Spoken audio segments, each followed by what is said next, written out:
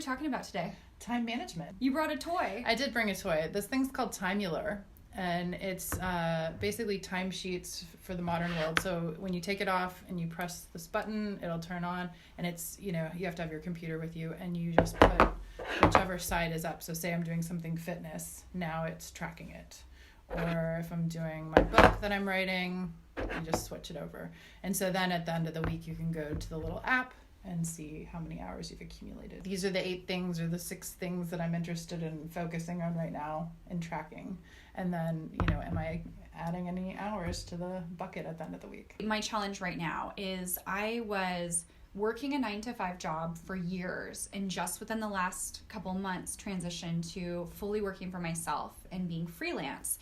And the rules that I had learned previously aren't working anymore. Right. So previously I used to think about time management as in terms of reactive or proactive tasks. So I would block certain times that I knew were my most creative times, where I would shut down my Outlook and just make things or do research or write, and then other times to respond to email. So I felt like I had that. Mm-hmm. And now I have a couple different revenue streams. I have a couple different major clients.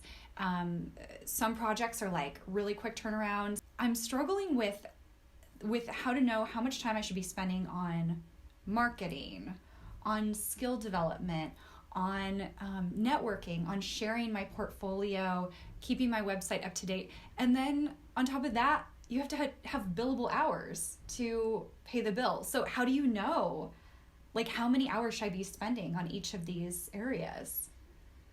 How does one know? Well, one of the tools that I use is priority mapping. So that might be something we could draw. Okay, so you just do an XY, right? Super easy. And this is your, it's on strategy for you. It will help. It won't help.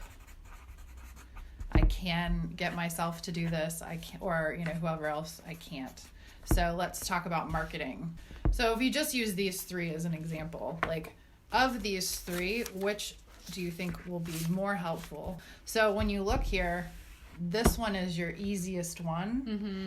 And that, sometimes can help me when I see, okay, I'm much more likely to do this, and it's much more likely to help me toward what I'm trying to achieve. The stuff that populates in the upper right-hand quadrant, it makes it really clear. And it feels kind of like an ease and impact matrix. Okay, yeah. So then you end up with stuff that's it's not really going to do anything. Mm-hmm. One thing I was thinking of was the USDA food pyramid. Mm-hmm. That's totally inaccurate. Yeah. But what's the foundation versus the...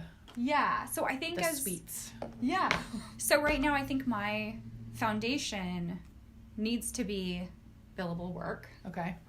Billable work is going to be 20 or something. Okay. I kind of think that projects which feed creativity are a really huge part. I know. The more you add in here, the more I feel like the foundation is super... All these things are foundational. Yeah. So what do you do to feed your creativity? Stuff like this. Yeah. Meeting people, mm-hmm. talking through ideas, finding outside influences. Okay, what's the last thing? What's the junk food? Is it junk food, or is it just that it takes up a small proportion of your year? So maybe the reflection is the kind of, thing that you need to put some time, whether it's little pockets per day, planning the next day, the next week. Yeah, I like that. I like putting reflection and planning up here, because that's what this whole exercise is. I want to hear people's thoughts on this, and if you feel like this is a model that's relevant, let's fight about it. Also, let's hear feedback on these priority systems. Mapping. Priority mapping. Mm-hmm. Mapping, yeah. Awesome.